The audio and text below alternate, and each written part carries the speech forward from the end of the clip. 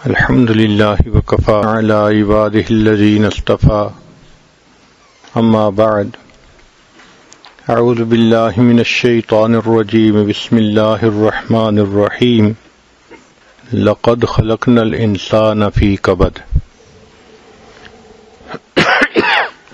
سبحان ربك رب العزة عما يصفون وسلام على المرسلين والحمد لله رب العالمين اللهم صل على سيدنا محمد وعلى آل سيدنا محمد وبارك وسلم۔ دنیا دار الفنا ہے، آخرت دار البقا ہے۔ دنیا دار العمل ہے، آخرت دار الجزا ہے۔ دنیا دار الغرور ہے، آخرت دار السرور ہے۔ الدنیا دار المحن، دنیا امتحان گاہ ہے۔ یہ سیرگاہ نہیں، یہ قیام گاہ نہیں، یہ تماشا گاہ نہیں، یہ امتحان گاہ ہے۔ افسوس کہ ہم نے اس کو چراگاہ بنا لیا۔ عام دستور ہے کہ انسان جب کوئی چیز خریدنا چاہے تو اسے اچھی طرح دیکھ بھال کے خریدتا ہے، ٹھونک بجا کے خریدتا ہے۔ حتیٰ کہ مٹی کے برتن بھی ہوں تو دیکھتا ہے کہ کچے یہ پکے۔ اللہ رب العزت نے جنت کے بدلے انسان کے جان اور مال کو خریدا۔ اب اللہ تعالیٰ بھی بندے کو آزماتے ہیں، دیکھتے ہیں کچا ہے یہ پکا۔ اس لیے ہم میں سے ہر انسان اس دنیا میں آزمایا جاتا ہے۔ یہ آزمائش ایسی ہے کہ فرمایا وَلَنَبْلُوَنَّكُمْ، ہم ضرور ضرور تمہیں آزمائیں گے۔ مختلف حالات سے آزمایا جاتا ہے، کسی کو دے کے آزماتے ہیں، کسی سے لے کے آزماتے ہیں، مختلف آزمائشیں ہیں، مگر آزمایا ہر انسان جاتا ہے۔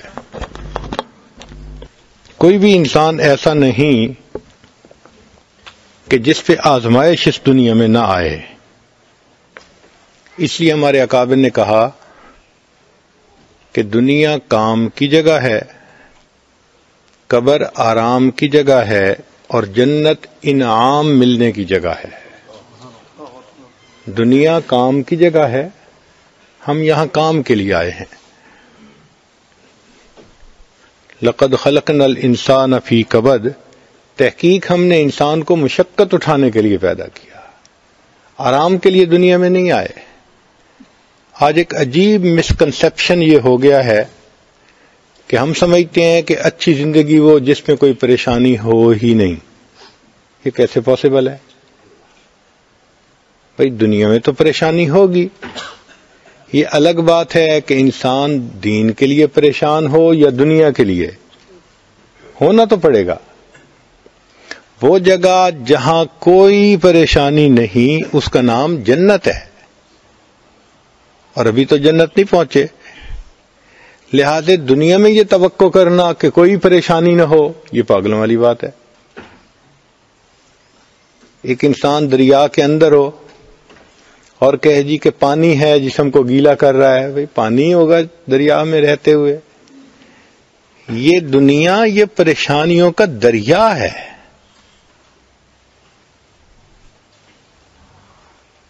ہر بندے کو کوئی نہ کوئی تو پریشانی ہوگی صحیح۔ دری دنیا کسے بے غم نہ باشد، دری دنیا کسے بے غم نہ باشد، اگر باشد بنی آدم نہ باشد۔ اس دنیا میں کوئی بھی بے غم نہیں، اگر کوئی ہے تو پھر وہ بنی آدم نہیں ہے۔ گائے بے غم ہو سکتی ہے، بھینس بے غم ہو سکتی ہے، بکری بے غم ہو سکتی ہے، بندہ تو بے غم نہیں ہو سکتا۔ اس لیے کہ کچھ نہ کچھ تو اس کو پریشانی لاحق رہے گی۔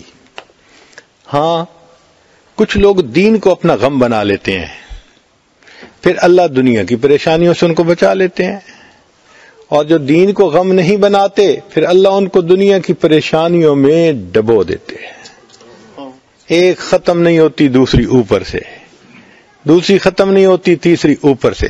جیسے تسبیح ٹوٹے، ایک کے بعد دوسرا دانہ گرتا چلا جاتا ہے، ایسے ان پر پریشانی آتی چلی جاتی ہیں. لنگوٹ باندھ کے نکلتے ہیں روز گھر سے کہ ہم بس اس پریشانی کا حل نکال لیں گے. ایک حل نہیں نکلتا، دوسری اوپر سے آ رہی ہوتی ہے. تو دنیا میں تو یہ معاملہ ایسے ہی چلے گا. اس کا انتظار رہنا چاہیے کہ کچھ نہ کچھ تو دنیا میں انسان کو معاملہ پیش آئے گا.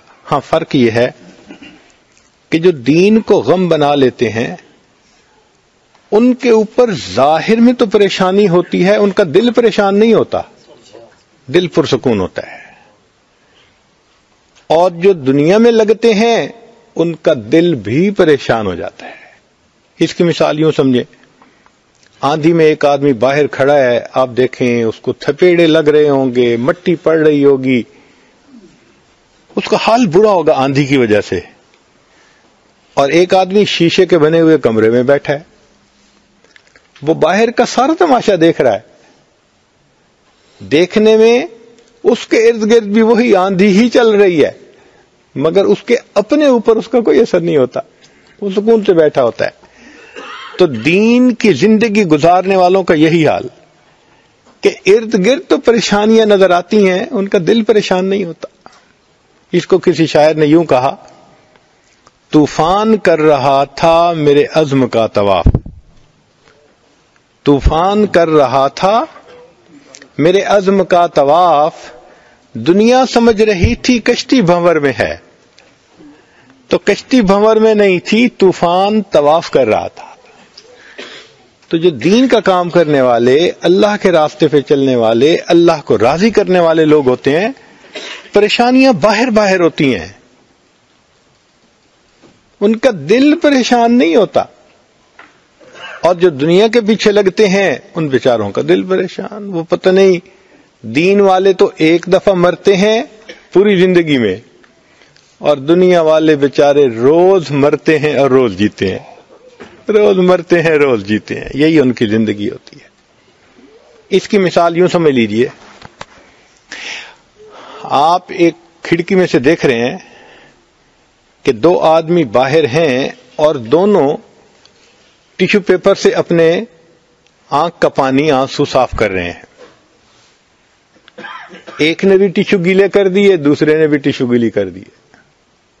اب دیکھنے میں تو کیفیت ایک جیسی ہے دونوں کی، مگر فرق ہے. فرق یہ ہے کہ جو پہلا تھا اس کا بیٹا فوت ہو گیا تھا، اور جوان بیٹے کی وفات پہ وہ غمزدہ تھا، دل پریشان تھا، آنسو ٹپک رہے تھے، ٹیشو کو وہ گیلا کر پا رہا تھا. یہ اس کی مثال ہے.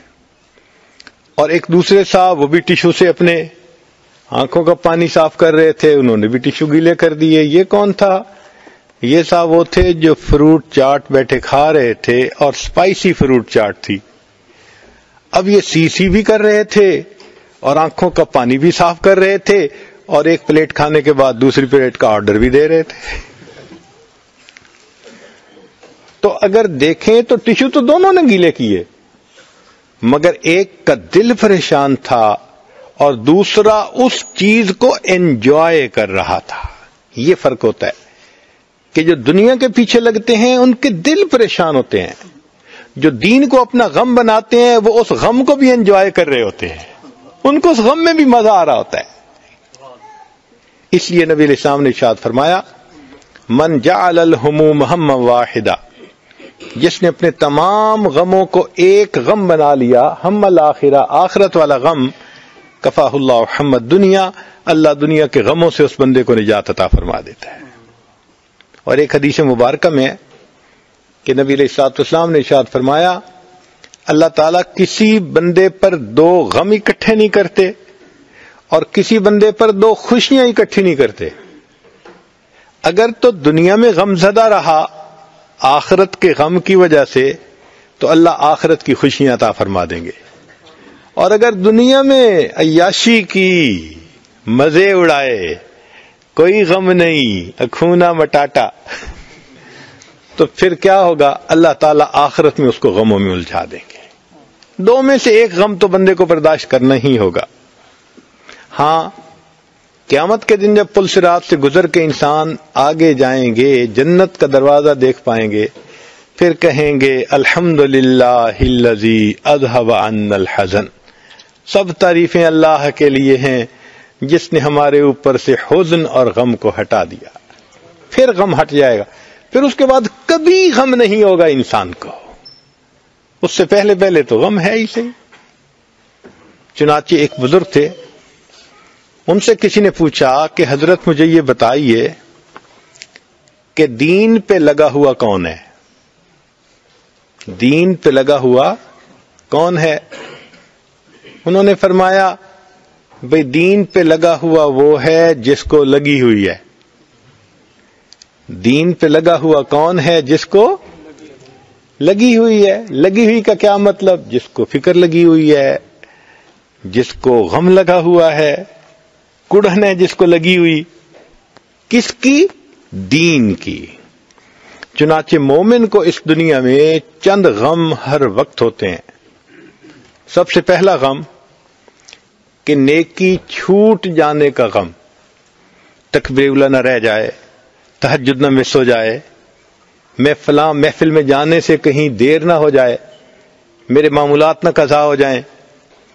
تو نیکی چھوٹ جانے کا غم، یہ بھی فکر ہوتی ہے ہر وقت کی. اس لیے سوتا بھی ہے تو اٹھنے کے وقت کا اس کو پہلے سے احساس ہوتا ہے کہ اتنے بجے مجھے اٹھنا ہے اگر میری نماز کی تکبیر اولیٰ کی حفاظت مجھے کرنی ہے. چنانچہ ایک بزرگ تھے، ایک رات ان کی تہجد قضا ہو گئی. اتنا غم تھا کہ انہوں نے بقیہ پورا سال نفلی روزے رکھے اس تہجد کی قضا کے کفارے کے طور پر کہ میری تہجد کیوں قضا ہوئی. سیدنا امیر معاویہ رضی اللہ تعالیٰ عنہ ایک مرتبہ سفر سے واپس آئے، بہت تھکے ہوئے تھے. اللہ کی شان، انسان تھکا ہوتا ہے تو پھر بے سدھ ہو کے سو جاتا ہے. ایسی گہری نیند تھی کہ اس دن تہجد قضا ہو گئی. تو جب آنکھ کھلی تو اتنا روئے، اتنا گڑ گڑائے اللہ کے سامنے کہ آج سفر کی تھکان کی وجہ سے میری تہجد قضا ہو گئی. تہجد فرض تو نہیں ہے، مگر اللہ والے جو اللہ کی محبت میں ڈوبے ہوتے ہیں وہ ایسے ہی اہتمام کرتے ہیں جیسے عوام الناس فرض نماز کا اہتمام کر رہے ہوتے ہیں. تو بہت روئے. خیر اللہ کی شان، کچھ عرصے کے بعد پھر ایسا ہی معاملہ ہوا. سفر تھا اور تھکن تھی، اور جب سوئے تو لیٹ نائٹ تھی اور پھر گہری نیند. اب سوئے ہوئے ہیں، کوئی صاحب آئے اور اس نے آ کے جگایا. بھئی آپ کون ہیں؟ کہ جی میں آپ کو جگا رہا ہوں، اٹھ کے تہجد پڑھ لیں. کہا بھئی تو کوئی بڑا اچھا بندہ نظر آتا ہے، میری تہجد جا رہی تھی تو نے مجھے جگا دیا. کہنے لگا میں شیطان ہوں. ان کا شیطان؟ وہ تو کسی کا بھلا نہیں چاہتا. کہنے لگا بھلا تو اب بھی نہیں آپ کا کیا. انہوں نے کہا کیسے؟ کہنے لگا کہ اس طرح کہ پہلے آپ کی ایک مرتبہ تہجد قضا ہوئی تھی، اتنا آپ روئے تھے اور اتنا آپ کو دکھ ہوا تھا کہ اس غم اور دکھ پر اللہ نے سالوں تہجد پڑھنے کا ثواب لکھوا دیا تھا. آج پھر سوئے ہوئے تھے. میں نے سوچا پھر تہجد قضا ہوگی، یہ پھر روئیں گے، سالوں کا ثواب پائیں گے، تو بہتر ہے کہ میں جگا ہی دوں. لہذا میں بنفس خبیث خود آ کے آپ کو جگا رہا ہوں. اب آپ تہجد پڑھیں گے تو ایک دن کا ثواب ملے گا، سالوں کا تو نہیں نہ ملے گا. اس کا مطلب یہ کہ اکابر اپنے عمل کے چھوٹنے پر دل سے غم زدہ ہوتے تھے. چنانچہ ایک بزرگ تھے، ان کی تکبیر لو قضا ہو گئی، بڑا غم کرنے لگے کہ اگر میرا بیٹا فوت ہو جاتا، اتنے لوگ میرے گھر آتے میرے ساتھ غم میں شریک ہونے کے لیے، میری تکبیر اولیٰ قضا ہو گئی، میرے دوستوں نے مجھے پوچھا ہی نہیں. یعنی تکبیر اولیٰ کا قضا ہو جانا ان کے لیے اتنا بڑا غم ہوتا تھا. سیدنا عمر خطاب لانو کسی کام میں لگے ہوئے تھے، مغرب کا وقت قریب ہو گیا. اب کام اتنا تھا کہ بس سمیٹ لیتے ہیں پھر تسلی سے نماز پڑھیں گے. اب وہ کام کو سمیٹتے تھوڑا سا ٹائم لگ گیا. یوں سمجھے کہ وقت ہونے کے آدھا گھنٹہ بعد جیسے ہوتا ہے. اب سنت تو یہی ہے کہ مغرب جیسے ہی ہو جلدی پڑھ لینی چاہیے. کام سمیٹتے ان کو تھوڑا سا وقت زیادہ لگ گیا تو ان کو احساس ہوا کہ اوہو میں نے تو کام میں لگ کے نماز کا مستحب وقت چھوڑ بیٹھا. حالانکہ جواز کا وقت تو تھا. ابھی مستحب وقت کیوں نکل گیا؟ اس بات پر عمر الخطاب اللہ نے 2 غلاموں کو آزاد کیا کہ اے میرے اللہ مجھ سے کوتاہی ہوئی کہ سنت وقت کی بجائے میں نے تھوڑا سا تاخیر کر کے مغرب کی نماز پڑھی, اس پر میں 2 غلاموں کو آزاد کرتا ہوں. اتنا انہیں فکر ہوتی تھی. تو پہلا غم مومن کو ہوتا ہے نیکی چھوٹ جانے کا غم, اور دوسرا ہوتا ہے گناہ سرزد ہو جانے کا غم. یہ بھی ہر وقت ساتھ لگا ہوا ہے. زبان سے جھوٹ نہ نکل جائے, ہر وقت محتاط رہنا پڑتا ہے. کوئی مشتبہ چیز منہ میں نہ چلی جائے, ہر وقت ویجیلنٹ رہنا پڑتا ہے. انسان ذرا سا لاپرواہ ہوا کہیں نہ کہیں ٹھوکر کھا جاتا ہے. تو گناہ سرزد ہونے کا بھی غم. چنانچہ ایک مرتبہ اللہ کے پیارے حبیب صلی اللہ علیہ وسلم گھر تشریف لائے تو بستر کے اوپر ایک کھجور پڑی تھی. اللہ کے حبیب صلی اللہ علیہ وسلم نے اس کو اٹھا کے کھا لیا. اب کھانے کے بعد خیال آیا کہ میرے گھر میں تو کئی مرتبہ صدقے کی بھی کھجوریں آتی ہیں, اور صدقہ کی کھجور ہم تو استعمال نہیں کرتے, ہم تو آگے دے دیتے ہیں. پتہ نہیں یہ کھجور کا ایسی. اب وہ ویریفائی نہیں ہو رہی تھی. ام المومنین فرماتی ہیں کہ نبی علیہ السلام میرے ساتھ بستر پر لیٹے رہے مگر کروٹیں بدلتے رہے. میں نے پوچھا اے اللہ کے حبیب صلی اللہ علیہ وسلم آج آپ کو نیند نہیں آ رہی؟ فرمانے لگے کہ میں نے جو کھجور کھا لی مجھے ڈر لگ رہا ہے کہیں وہ صدقے کی کھجور نہ ہو. یعنی اللہ کے حبیب صلی اللہ علیہ وسلم کو اتنا ڈر تھا اس بات کا کہ کہیں وہ صدقے کی کھجور نہ ہو جو میں نے کھا لی ہے. تو گناہ سرزد ہونے کا غم. سیدنا عمر فاروق لانو کی طبیعت کے اندر نظم و ضبط بہت تھا. ایک مرتبہ بازار میں سے گزر رہے تھے, ایک بندے کو دیکھا کہ جو بازار میں کھڑا ہے اور خواہ لوگوں کا راستہ روکا ہوا ہے. حضرت عمر لانو کے ہاتھ میں درہ تھا. انہوں نے اس کے کپڑے پہ درہ مارا اور اس کو کہا کہ تجھے نظر نہیں آتا کہ تو لوگوں کا راستہ بند کر کے کھڑا ہے؟ وہ چپ کر کے ایک طرف ہو گیا. اب بعد میں عمر لانو کو خیال آیا کہ میں نے سختی کی, میں اس کو پولائٹلی بھی کہہ سکتا تھا کہ بھئی ایک طرف ہو جاؤ, شدت کر لی. اب عمر لانو اس کو ڈھونڈتے پھرے. وہ بندہ باہر سے آیا ہوا تھا, چلا گیا. 1 سال گزرنے کے بعد عمر لانو کی نظر پھر اسی بندے پر پڑی تو امیر المومنین نے اس کو بلایا اور اب اس سے پیار سے حال احوال پوچھے. پھر پوچھنے لگے کہ آپ نے حج کیا ہوا ہے؟ اس نے کہا کیا تو نہیں, شوق بڑا ہے, وسائل نہیں ہے. مان لگے میں تجھے خرچہ دیتا ہوں, تو جا حج کر کے آ. وہ بڑا خوش ہو گیا. جب وہ خوش ہو گیا تو عمر لانو نے فرمایا تجھے پتہ ہے میں تجھے حج کیوں کروا رہا ہوں؟ اور اس نے کہا نہیں, 1 سال پہلے میں نے تنبیہ کی خاطر تمہارے کپڑے پہ درہ مار دیا تھا اور مجھے اس وقت سے خیال تھا کہ مجھے تم سے سوری کرنی ہے, ملاقات نہیں ہو رہی تھی, اس کی مکافات کے طور پہ میں اب تمہیں حج کروا رہا ہوں. اس نے کہا حضرت مجھے تو یاد ہی نہیں تھا. فرمانے لگے تجھے یاد ہی نہیں تھا اور میں اس بات کو پورا سال بھولا ہی نہیں تھا. میں کیسے بھول سکتا تھا؟ یعنی ہمارے اکابر کو اتنی فکر ہوتی تھی کہ قیامت کے دن کہیں ہم سے پوچھ نہ لیا جائے. سیدنا عثمان غنی لانو نے اپنے غلام کو بھیجا کسی کام کی خاطر. وہ کام ٹھیک کرنے کی بجائے الٹا کر کے آ گیا, خراب کر کے آ گیا. اب کام خراب کر کے آ گیا تو بڑا غصہ آیا کہ بھئی سمجھا کے بھیجا تھا, بتا کے بھیجا تھا. نالائکی کی، اس نے بے دھیانی کی اور کام خراب کر دیا. تو عثمان غنی اللہ عنہ نے اس کو بلایا اور اس کا کان مروڑا کہ تجھے سمجھا کے بھیجا تھا، بتا کے بھیجا تھا کہ یہ کام ایسے کرنا ہے، تو نے میرا نقصان کر دیا. خیر اب بات تو ہو گئی.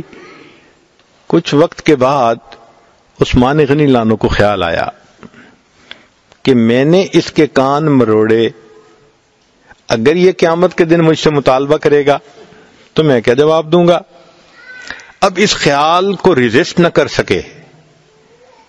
کچھ دیر کے بعد اس غلام کو بلایا اور بلا کے کہا کہ بھئی آؤ. قریب آیا، فرمان لگے کہ میرا کان پکڑ کے مروڑو. اس نے کہا کیوں؟ فرمان لے اس لیے کہ میں نے تمہارا کان مروڑا ہے، تم میرا کان مروڑو. اس نے پہلے تو ذرا جھجک گیا. فرمان نہیں، جھجکنے کی ضرورت نہیں ہے، میں نے ایک عمل کیا ہے نا، تو سیم عمل میرے ساتھ کر لو. چنانچہ اس نے کان مروڑا. جب وہ کان مروڑ رہا تھا، عثمان غنی اللہ عنہ فرمانے لگے اور زیادہ اس کان کو مروڑ لو، میں قیامت کے دن جواب دینے کے قابل نہیں ہوں. یہ ہمارے اکابرین کا حال تھا کہ ہم سے دنیا میں کوئی کوتاہی سرزد نہ ہو جائے.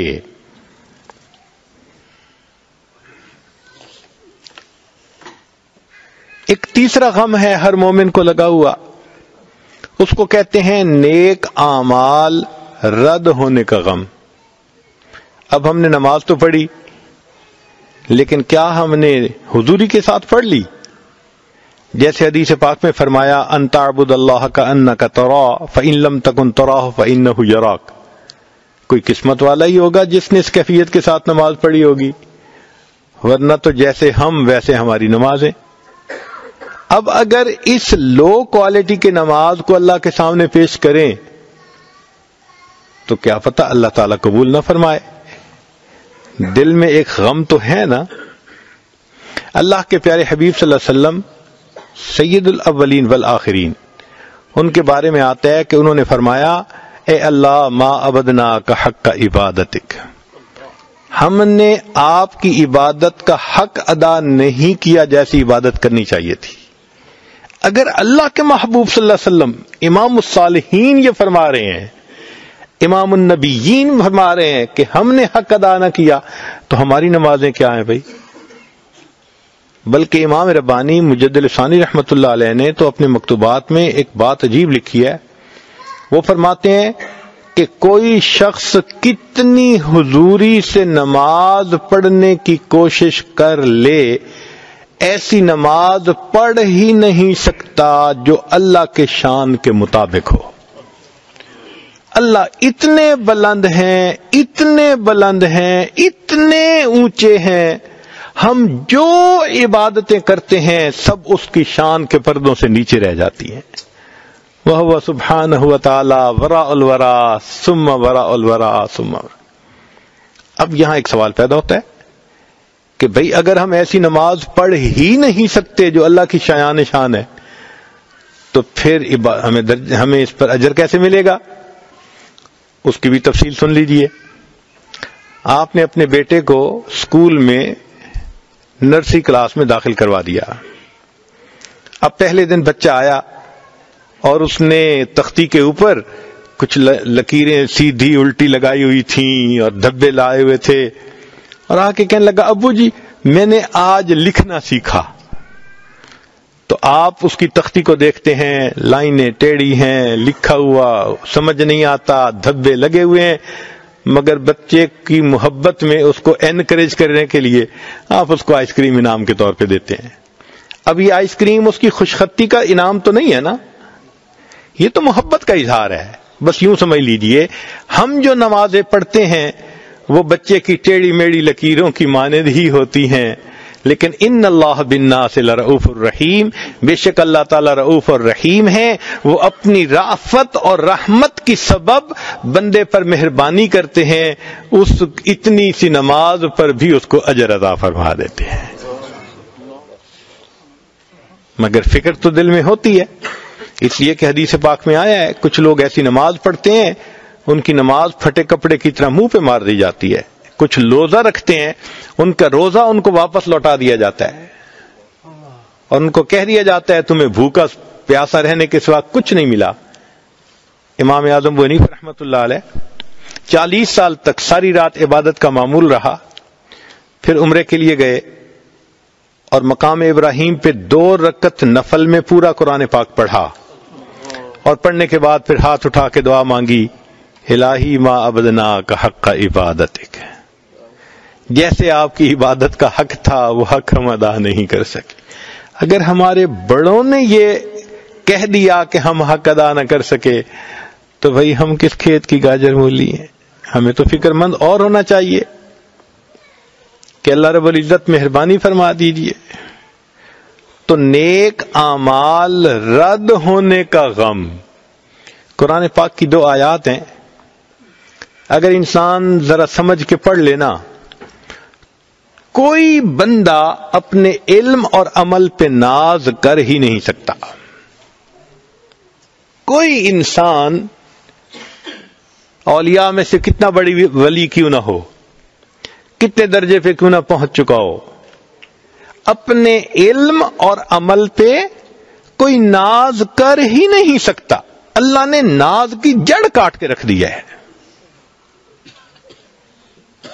اللہ تعالی اپنے پیارے حبیب صلی اللہ علیہ وسلم ان سے خطاب فرماتے ہیں کہ اے میرے محبوب صلی اللہ علیہ وسلم، لئن شئنا، ذرا شاہانہ کلام دیکھیے، کیا جاہ و جلال ہے اس کلام میں۔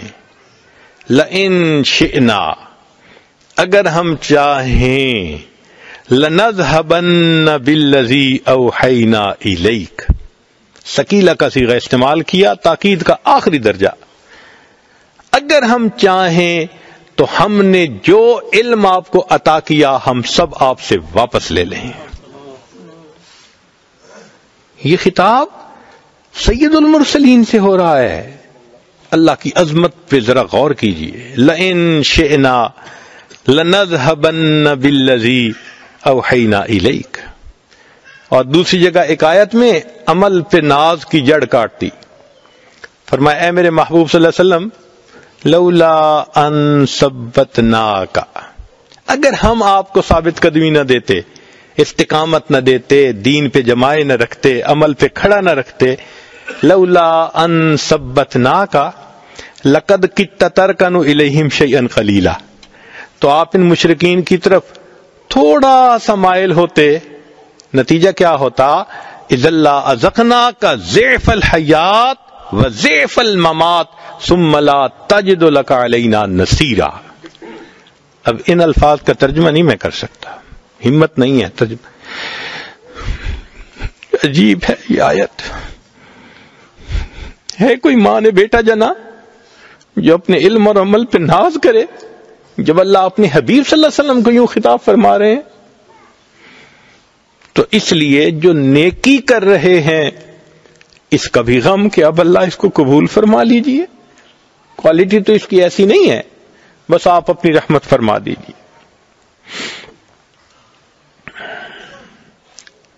ایک چوتھا غم ہے، اس کو کہتے ہیں سوء خاتمہ کا غم، وہ بھی ہر مومن کو لگا ہوا ہے۔ کس کے پاس گارنٹی ہے کہ آخری وقت میں ایمان کے ساتھ دنیا سے چلے جائیں گے؟ کوئی کچھ نہیں جانتا اپنے انجام کے بارے میں، اللہ کو معلوم ہے۔ یہ وہ غم تھا جو ہمارے اکابر کو تھا۔ سفیان ثوری رحمت اللہ علیہ بیٹھے رو رہے ہیں، ایک دوست آئے، کہنے لگے سفیان کیا ہوا، کوئی گناہ سرزد ہو گیا؟ تو ایک گندم کا دانہ پڑا تھا، انہوں نے اٹھا کے دکھایا، کہنے لگے اللہ کی قسم میں نے اس گندم کے دانے کے بقدر بھی اپنے اللہ کی نافرمانی نہیں کی۔ قسم اٹھا کر ایسی بات کہہ دی کہ میں نے اس گندم کے دانے کے بقدر بھی اللہ کی نافرمانی نہیں کی۔ انہوں نے کہا پھر روتے کیوں ہیں؟ کہنے لگے رو اس پہ رہا ہوں کہ جو ایمان کی دولت اللہ نے اب عطا کی ہے پتہ نہیں موت تک محفوظ رہے گی یا نہیں رہے گی۔ کون جانتا ہے اپنے انجام کے بارے میں؟ کتاب میں لکھا ہے کہ نبی علیہ السلام کے پاس جبریل علیہ السلام آئے اور دعا مانگنے لگے، کانپ رہے تھے، الہی لا تبدل اسمی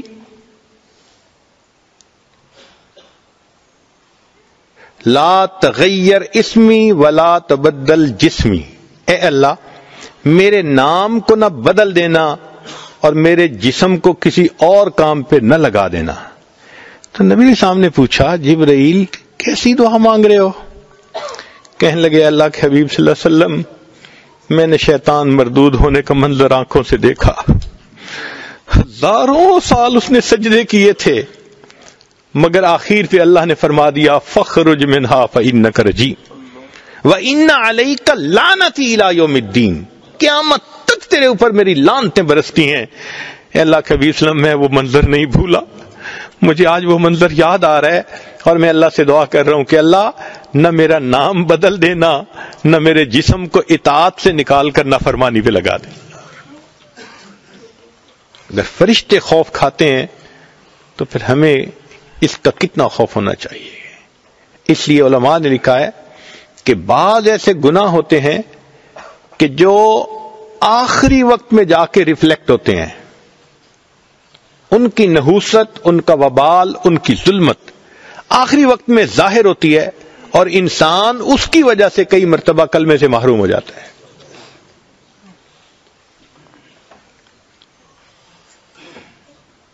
ایک مرتبہ اس عاجز نے حضرت مرشد عالم رحمت اللہ علیہ سے عرض کیا کہ حضرت میں ذرا تھوڑی عقل کا لڑکا ہوں، علم بھی نہیں، کچھ باتیں سمجھ میں نہیں آتی، اگر آپ اجازت دیں تو میں آپ سے پوچھ لیا کروں۔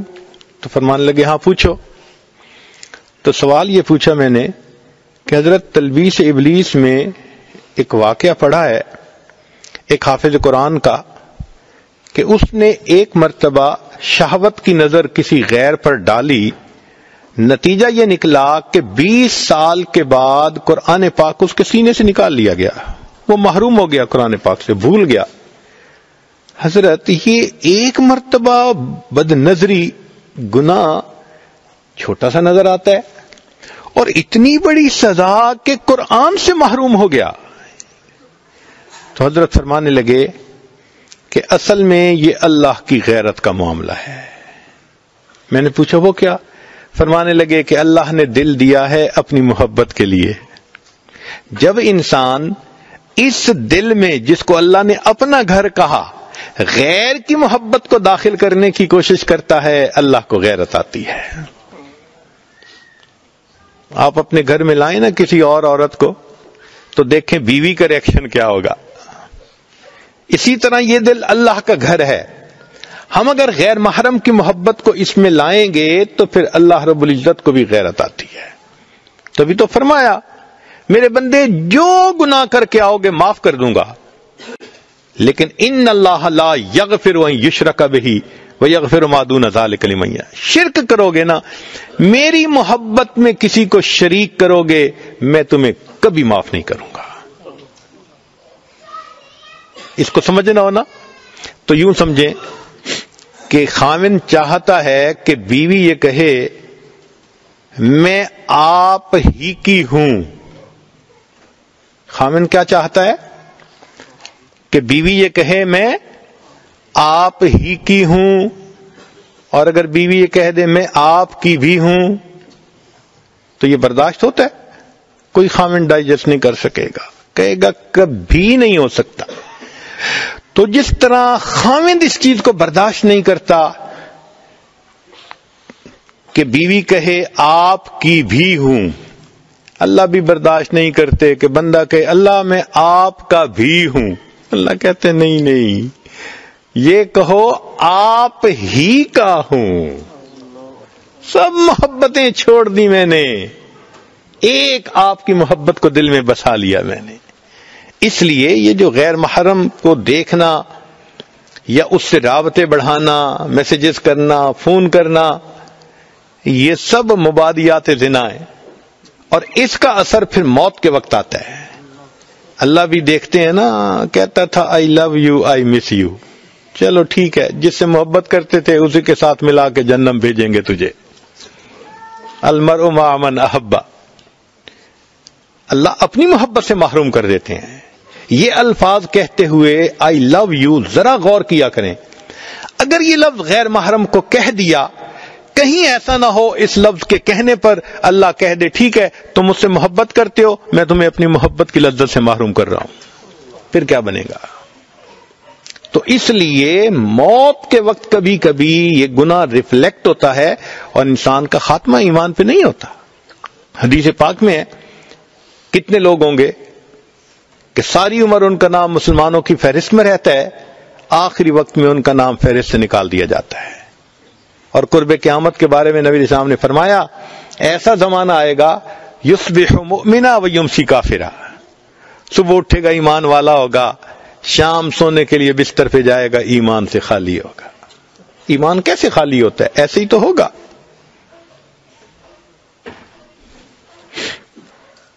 تو سوء خاتمہ کا غم یہ بھی ہر وقت لگا ہوا ہے.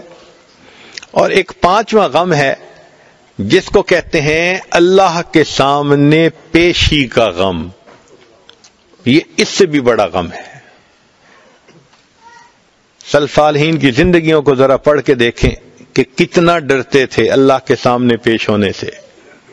سیدنا صدیق اکبر جو فرمایا کرتے تھے اے کاش مجھے میری ماں نے جنا ہی نہ ہوتا، اے کاش میں گھاس کا تن کا ہوتا، اے کاش میں مومن کے بدن کا بال ہوتا، اے کاش میں کوئی پرندہ ہوتا. وہ کیوں کہتے تھے؟ اس لیے کہ ان کو پتا تھا کہ قیامت کے دن اللہ کے سامنے پیش ہونا پڑے گا. عمر لانو ایک مرتبہ فرمانے لگے اے کاش میں کوئی مینڈا ہوتا اور میرے گھر مہمان آتے اور گھر والے مجھے ذبح کر کے پکا کے مہمانوں کو کھلا دیتے اور وہ مہمان اس کا پخانہ بنا کے نکال دیتے، یہ بہتر تھا کہ مجھے اللہ کے سامنے پیش ہونا پڑے گا. اور عمر لانو کتنا ڈرتے تھے آخرت میں معاملے میں، حیرت ہوتی ہے. ایک مرتبہ حذیفہ لانو کو بلایا، فرمان لگے حذیفہ مجھے پتا ہے کہ نبی علیہ الصلوۃ والسلام نے آپ کو منافقین کے نام بتلائے، صاحب سر ہیں آپ، راز جانتے ہیں، اور مجھے یہ بھی پتا ہے کہ نبی علیہ السلام نے آگے بتانے سے منع فرمایا کہ یہ نام کسی کو نہ بتانا. حذیفہ میں نام نہیں پوچھتا کسی کا کہ کون کون منافق ہے، اس لیے بلایا ہے صرف اتنا بتا دے کہ کہیں عمر اس میں شامل تو نہیں ہے، کہیں عمر تو اس میں شامل نہیں ہے. اللہ اکبر. اور جب عمر لانو کا آخری وقت تھا، عبداللہ ابن عمر لانو اپنے بیٹے کو بلایا، بیٹے جب میری روح نکل جائے جلدی نہلا دینا، کفنا دینا، جلدی دفنا دینا. ابا جان ہم جلدی کریں گے. پھر تھوڑی دیر کے بعد بلایا، بیٹا کفن دفن میں جلدی کرنا. پھر تیسری مرتبہ جب بلایا نا تو اس وقت عبداللہ ابن عمر کہنے لگے امیر المومنین آپ مجھے 2 دفعہ پہلے فرما چکے ہیں ہم جلدی کریں گے، اتنی جلدی کیوں کر رہے ہیں؟ عجیب جواب دیا عمر لانو نے. فرمایا بیٹے میں اس لیے کہہ رہا ہوں جلدی کرنا کہ اگر اللہ مجھ سے راضی ہوئے تو تم مجھے جلدی اللہ سے ملا دینا، اور اگر اللہ مجھ سے خفا ہوئے تو میرا بوجھ جلدی کندھوں سے اتار دینا.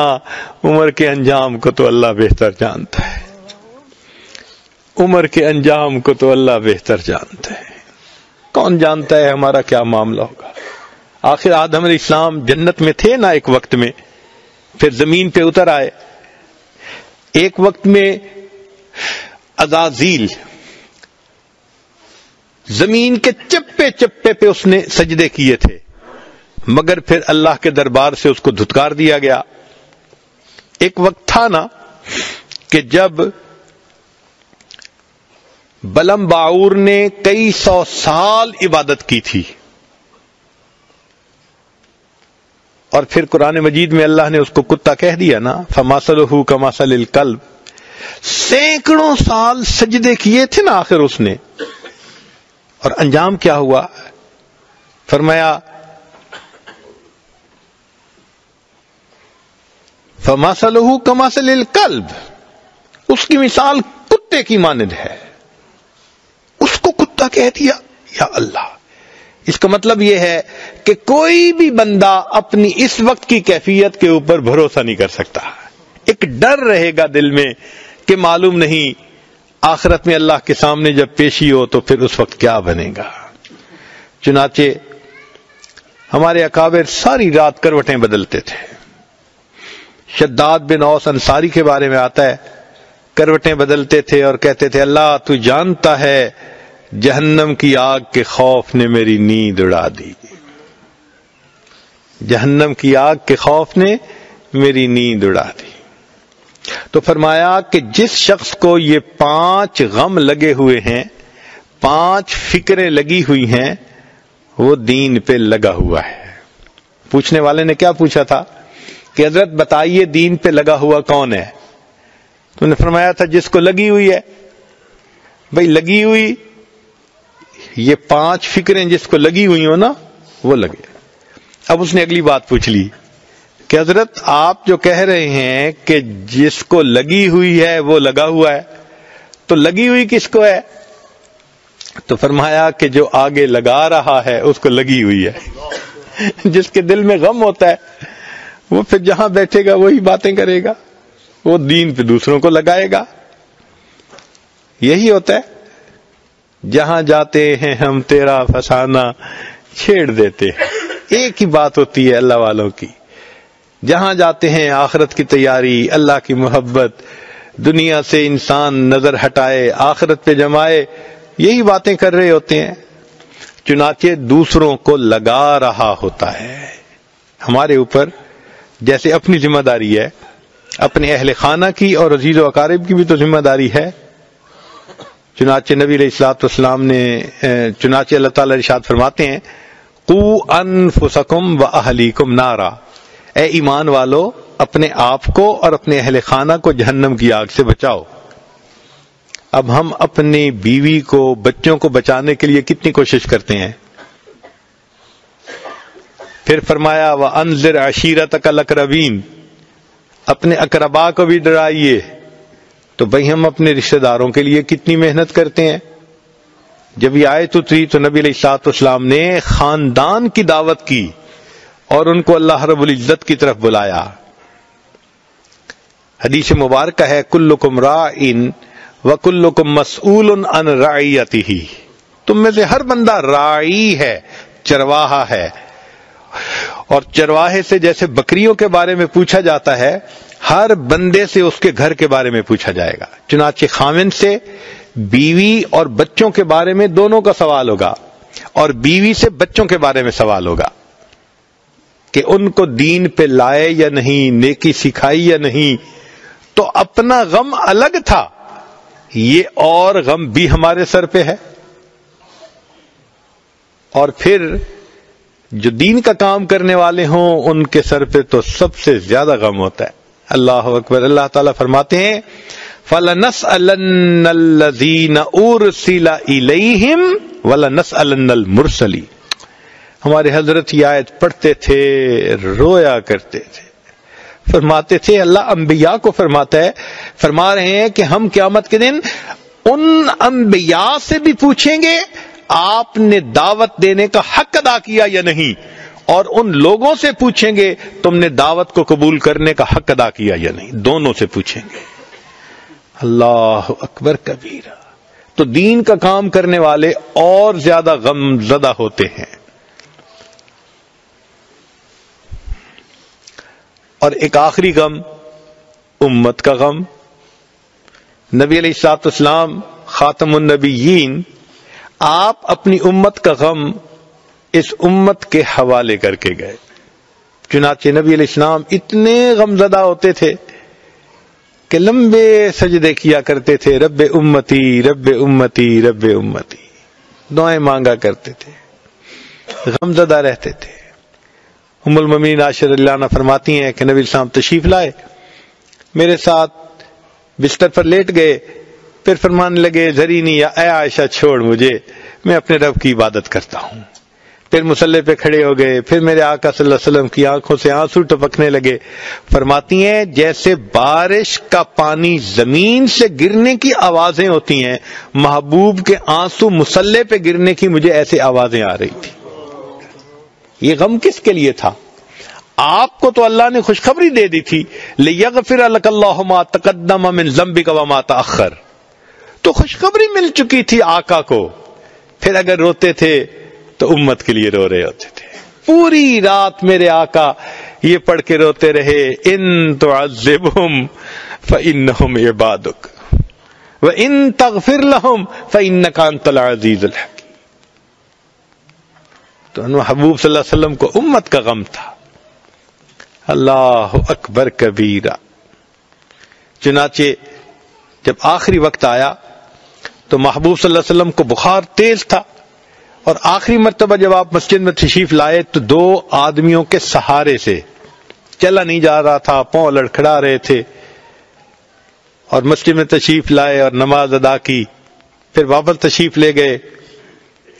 تو اس کو کسی نے اشعار کی شکل میں لکھا، ہم نے اس میں تھوڑی سی ترمیم کر کے، کچھ ترتیب کو ٹھیک کر کے حدیث کے مطابق بنایا، تو آج آپ کے سامنے سناتے ہیں کہ بھئی اس وقت نبی علیہ الصلوۃ والسلام نے کیا گفتگو فرمائی۔ چنانچہ فرمایا، قدم ہے بلال آج چلنے سے آری، لو اب الوداع الوداع ہے ہماری، یہ لو میرا قرآن، یہ لو میری سنت، یہ دکھلائے گی تم کو اب راہ جنت، پڑے جو مصیبت صبر تم دکھانا، مگر دل کسی کا نہ ہرگز دکھانا، یہی یاد رکھنا نصیحت ہماری، لو اب الوداع الوداع ہے ہماری، ہر انسان کو دنیا سے ایک دن ہے جانا، رہے گا حشر تک قبر میں ٹھکانا، قدم ہے بلال آج چلنے سے آری، لو اب الوداع الوداع ہے ہماری، میں امت سے اپنی حشر میں ملوں گا، مقام محمود پہ سجدہ کروں گا وہاں پر بہت آہوزاری، لو اب الوداع الوداع ہے ہماری، میں پھر حوض کوثر پہ تم کو ملوں گا، میں امت کو پیاسی رہنے نہ دوں گا، میں پھر حوض کوثر پہ تم کو ملوں گا، میں امت کو پیاسی رہنے نہ دوں گا، بجھاؤں گا تشنا لبی کو تمہاری، لو اب الوداع الوداع ہے ہماری، میں امت کو میزاں پہ آ کر ملوں گا، گناہوں کے پلڑے کو جھکنے نہ دوں گا، جھکاؤں گا پلڑا نیکی کا تمہاری، لو اب الوداع الوداع ہے ہماری، تمہیں پل صراط پہ آ کر ملوں گا، میں امت کو دوزخ میں گرنے نہ دوں گا، کروں گا وہاں بھی شفاعت تمہاری، لو اب الوداع الوداع ہے ہماری، گناہگار امت ہے مجھ کو پیاری، ہے حسرت کے جائے یہ جنت میں ساری، تبھی تو ہے آنکھوں سے آنسو بھی جاری، لو اب الوداع الوداع ہے ہماری۔ تو اللہ کے پیارے حبیب صلی اللہ علیہ وسلم کو امت کے ساتھ اتنی محبت تھی، چنانچہ سیدہ شریکہ رضی اللہ تعالیٰ عنہ فرماتی ہیں کہ جب نبی علیہ الصلوۃ والسلام کو آخری وقت میں بخار ہوا تو وہ بہت تیز تھا، حتیٰ کہ اوپر جو کپڑا ڈالا گیا تھا اس کپڑے کے اوپر سے گرمی محسوس ہو رہی تھی۔ تو میں حیران تھی کہ اتنا بخار تو کبھی کسی کو نہیں دیکھا ہوتے ہوئے۔ نبی علیہ الصلوۃ والسلام کے سامنے ایک پیالے میں پانی تھا، اللہ کے حبیب صلی اللہ علیہ وسلم اس پیالے میں اپنا مبارک ہاتھ ڈالتے تھے اور وہ پانی اپنے چہرے انور پر پھیرتے تھے، اور میں محسوس کر رہی تھی کہ تکلیف کی شدت ہے، بخار کی شدت ہے۔ تو میں نے پوچھ لیا، اے اللہ کے حبیب صلی اللہ علیہ وسلم، ایسی شدت بخار بیماری کی تو میں نے کبھی نہیں دیکھی۔ تو نبی علیہ السلام نے فرمایا، عائشہ، مومن کو آخری وقت میں جو یہ تکالیف ہوتی ہیں اس پر بھی اس کے گناہ بخشے جاتے ہیں۔ میں نے یہ دعا مانگی تھی، اللہ مجھے آخری وقت میں تکلیف زیادہ دے دینا، اس کے بدلے میری امت کے گناہ معاف کر دینا، اس کے بدلے میری امت کے گناہ معاف کر دینا۔ عائشہ، اس لیے مجھے تکلیف زیادہ ہو رہی ہے۔ ابھی یہ بات ہو رہی تھی، دروازے پہ دستک ہوئی، پوچھا کون؟ تو کہا گیا کہ جبریل اور اسرائیل حاضری کی اجازت مانگتے ہیں۔ نبی علیہ السلام کی خدمت میں عرض کیا گیا، فرمایا جبریل کو پہلے بلاؤ۔ چنانچہ جبریل علیہ السلام پہلے آئے، آ کر عرض کیا، اللہ کے نبی صلی اللہ علیہ وسلم، اللہ نے آپ کو یاد فرمایا ہے۔ نبی علیہ السلام نے فرمایا، جبریل پہلے اللہ تعالیٰ سے یہ مجھے پوچھ کر بتاؤ کہ میرے بعد میری امت کا کیا ہوگا۔ یہ سوال کیا تو جبریل علیہ السلام نے کہا پوچھ کے کہ اللہ تعالیٰ فرماتے ہیں، میرے محبوب صلی اللہ علیہ وسلم، ہم آپ کے بعد آپ کی امت کو تنہا نہیں چھوڑیں گے۔ جب تسلی مل گئی تب نبی علیہ السلام نے فرمایا کہ اب ملک الموت کو بھی آنے کی اجازت ہے۔ پھر اللہ کے حبیب صلی اللہ علیہ وسلم نے پردہ فرمایا۔